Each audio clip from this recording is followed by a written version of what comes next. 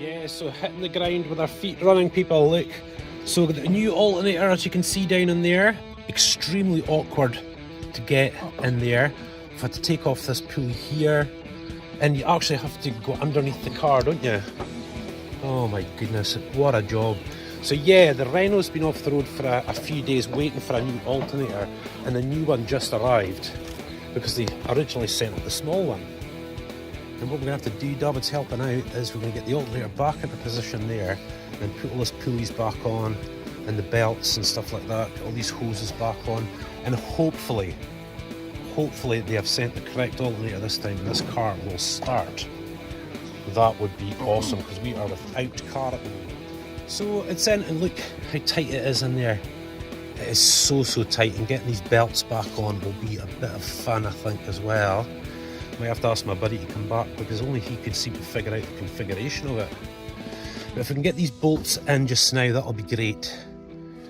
And then what Davs can do is we can put on back on all these hoses and this pulley here. We have to take the wheel off the car again, and that's to get to the belts on the side, isn't it, son? And there was a little groove down at the bottom to get the two bolts in, so we've got the two big bolts in now. So now the trick is to actually get them tightened up, which is fine, but I'd rather get the pulleys on.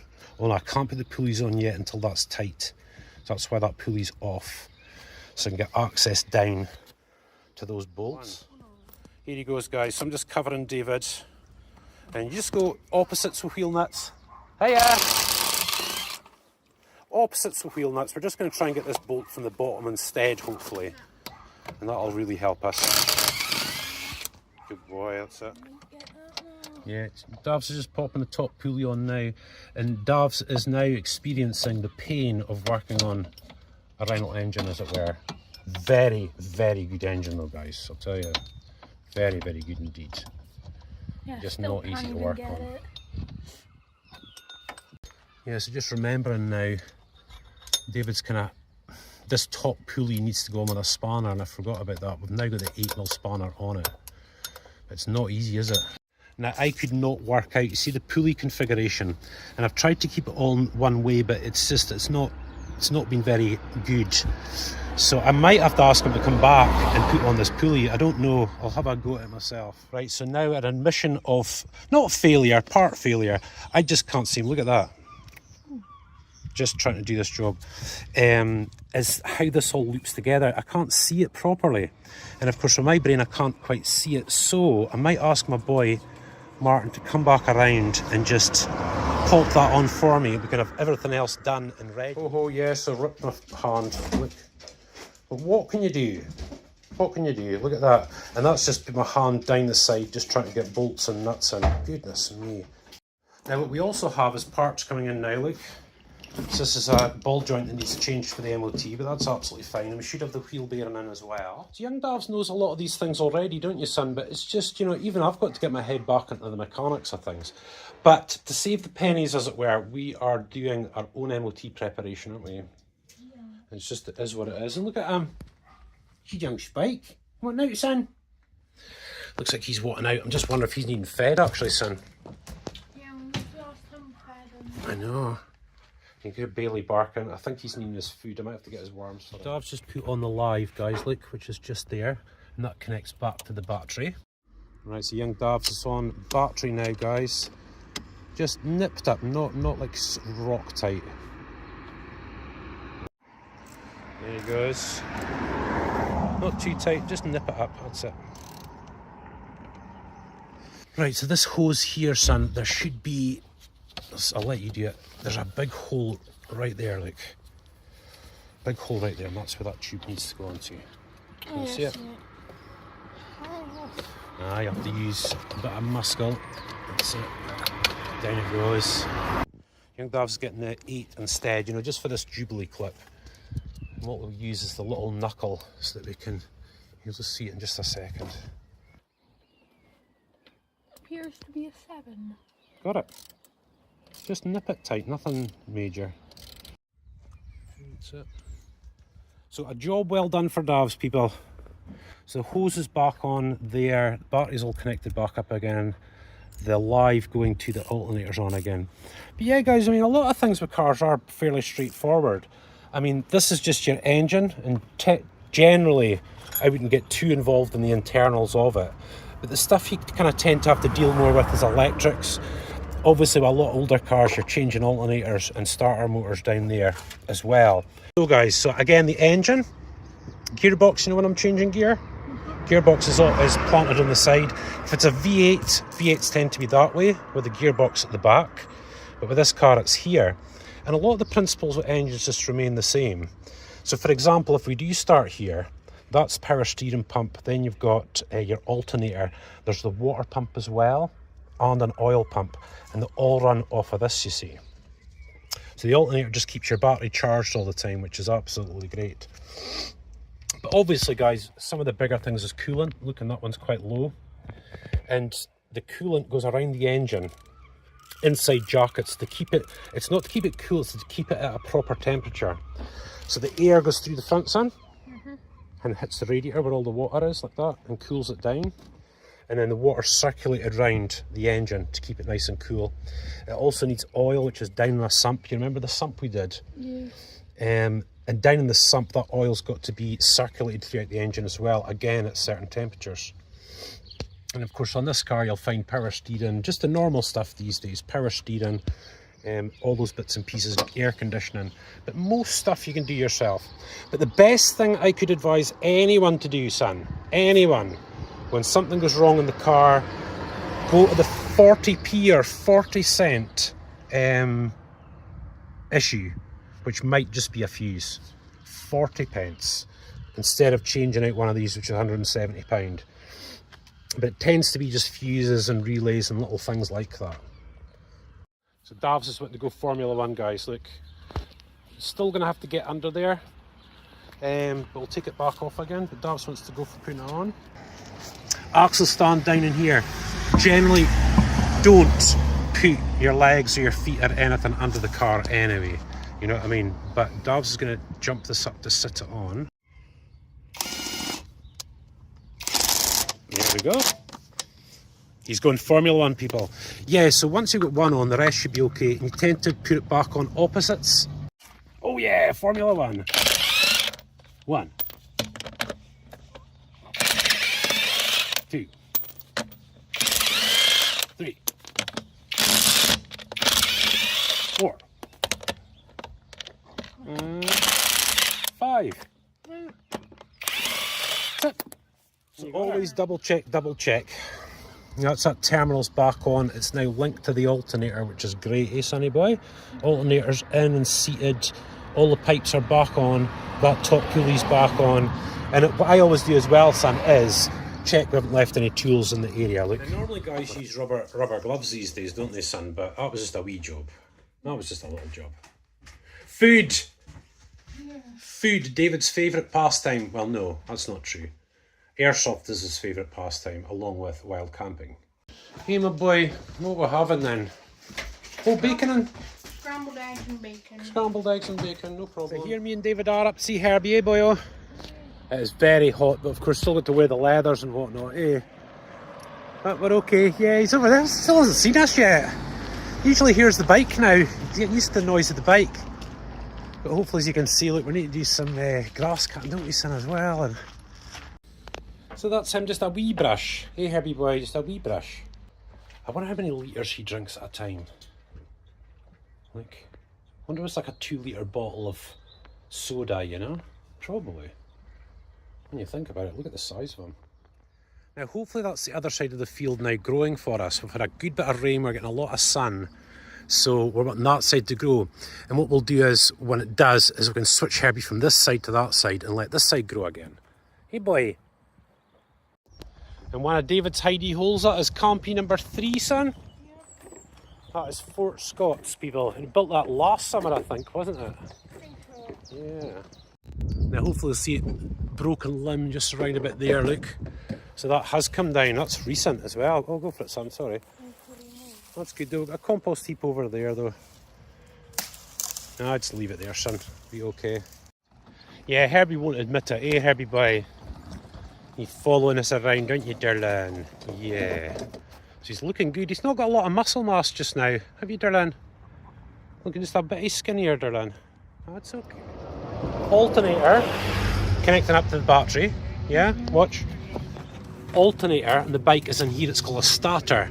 And these are the two wires that are heading up to the starter solenoid. And it goes through the starter solenoid before it comes to here. You got it. Now, where's the rubber case? There's a rubber case, isn't there? What? So just a little tip for you guys. If you're carrying around a 30 amp fuse, which is the main fuse for the bike, and you break down, if you've got a spare one in your pocket, you just pop it in for 40 pence. If not, call out the recovery service. So having that spare fuses is always good. Right, so Dav's just getting the wheel on and we'll get the jacks off. So I need rock solid tight. Yeah, I'll nip them at the end, don't worry. So Dav's just going to pop it all in. Yeah, so we've got the alternator in. My mate just came round and did the belt, which is great. Started up the car, it seems okay, so now we're going to take it out, aren't we, son?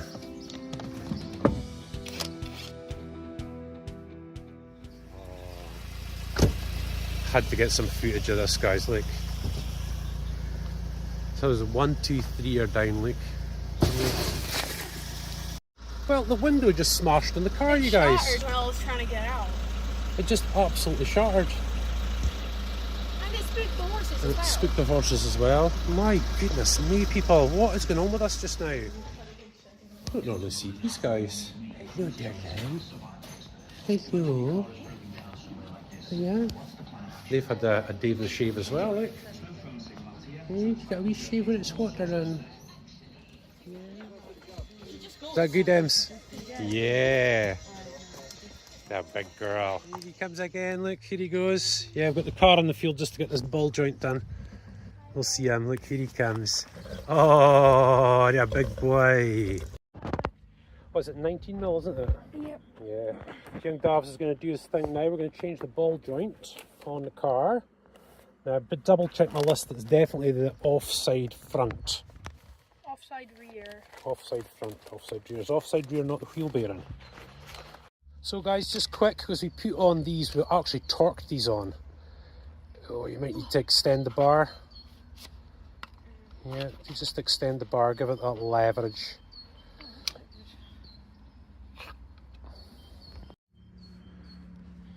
There we go, that's it. That's it, so just stop. Aye, so just get them loose, each one of them loose. Yeah, so what you do is you leave the wheel on the ground at the minute just to get the nuts off. Yeah, getting there. Is that the last one? No, still. And then go the easy way with the impact driver.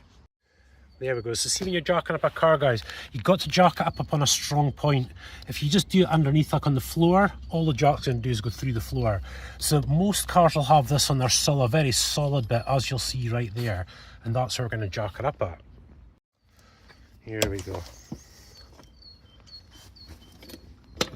That's it. Yeah, so easy leverage on the bottom three. It's the top one, you see, that's just up under that drive shaft there. I'm hoping I'm not going to have to take the drive shaft off to get this out, but we might have to. We'll just have to wait and see. And we'll let Davs get in there with the impact driver. Now this should help. This should help. Right, so the young man is in there, people. Yes, the top bolt of the ball joint, there's just absolutely no way. As there, son, there's no way we're getting that off without air tools. I can't even get the caliper off with the pry bar. I just can't get it. That's okay. Whatever we can't do, they'll do. Yeah, so no joy. No joy. But we have put it all back together again, which isn't a bad thing. But aye, guys, hopefully you can see it. You know, cars are fairly straightforward. They just can be a bit of work, you know. I mean, you'll see the suspension coming down there. It's your steering bar that turns the steering back and forth. Your caliper, your disc. That's your brake pipes there. ABS sensor. And there's a wheel bearing in there, obviously, as well. But yeah, if the bolts aren't rusted on like this thing, they're quite easy to work on. Just being careful. I know, look, there he goes, look.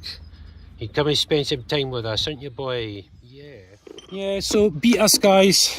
Actually, that one beat us. That one beat us.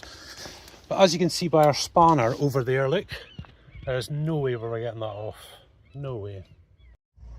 So we're out, look. Emily can't resist them, look. Can't resist him. Got to go and see him before he goes. He just, you know, if he really wants a bit of company, he always follows us. Been here for 3 hours though. So plenty. So yeah, we're just waiting for this grass to come back through. Sorry, I'll get the camera out. Trying for this grass to come back through. Should take 4 to 6 weeks on this side here. And obviously I've got to trim all the way around. And we'll leave Herbie over at the other side for now until this all grows really nicely.